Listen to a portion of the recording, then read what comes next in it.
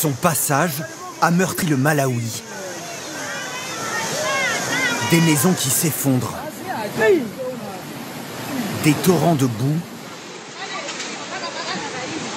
Et des glissements de terrain spectaculaires. En 3 jours, le cyclone Freddy a ravagé le sud du pays. 190 morts recensés et des dizaines de disparus. Vous voyez, cette zone était remplie de maisons. Toute la zone, là, ici. Les gens ont disparu. Les maisons aussi. Tout a disparu. Freddy traverse la planète depuis 36 jours. Un record. Jamais un cyclone n'avait duré aussi longtemps. Un phénomène hors norme qui a débuté sa course le 6 février entre l'Indonésie et l'Australie. Gonflé par les eaux chaudes des mers du Sud, il ne cesse alors de s'intensifier.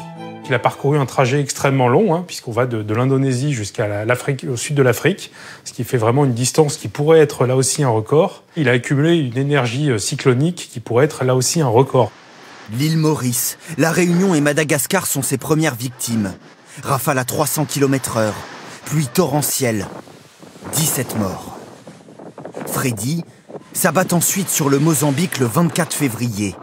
Alors que les scientifiques le pensent à bout de souffle, contre toute attente, le cyclone regagne l'océan, se régénère et retourne au Mozambique. Quelimane, 4e ville du pays, est sous les eaux. Aujourd'hui, le cyclone faiblit, mais dans le futur, ce phénomène hors norme pourrait se réitérer.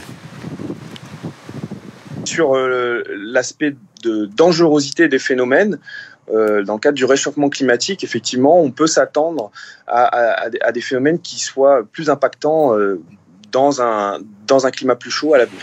Selon l'ONU, en Afrique australe, plus de 20 000 personnes ont été touchées par le cyclone Freddy.